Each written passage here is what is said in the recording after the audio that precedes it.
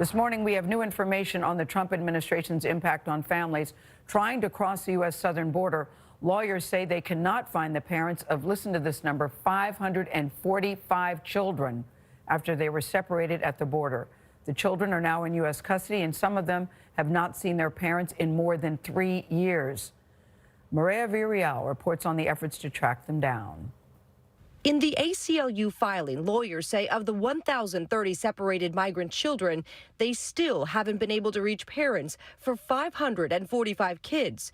And roughly 2/3 of those parents are believed to have been deported to their countries of origin. The children in question were separated before the Trump administration fully implemented its short-lived zero-tolerance policy. I didn't like the sight or the feeling of families being separated. It's been more than 2 years since President Trump ended that policy, which separated more than 2,800 children from their families at the southern border. A federal judge then required the administration to reunite children with their parents within 30 days, a deadline it did not meet. Our advice on that wasn't sought out. Scott Schuchart, a former Homeland Security official, told 60 Minutes in 2018 that one of the government's problems was tracking the families it separated. The ACLU filing offers more evidence of that claim, which was also confirmed by a November 2019 Inspector General report, citing widespread errors in the government's methods.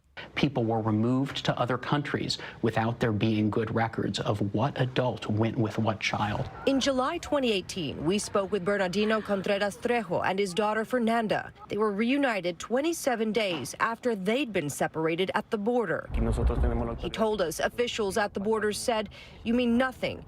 You don't have any rights here. We're going to take your daughter away." Did you know that it was possible?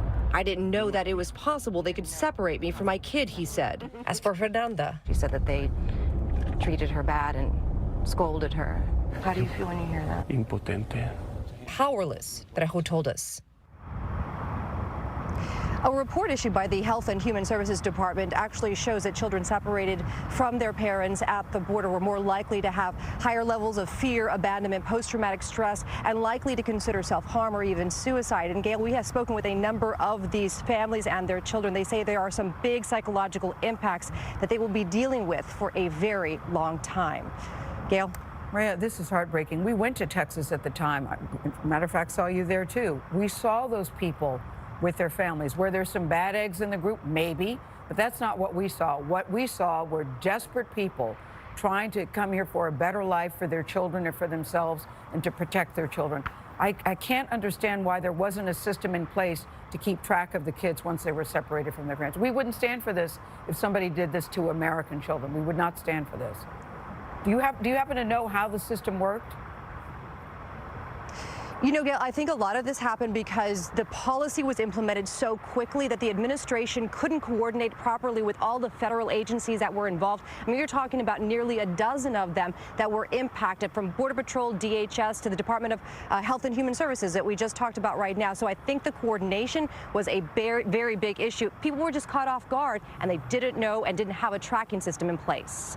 It's heartbreaking. Should be all hands on deck to straighten this out. Thank you very much, Mireya. Thank you very much.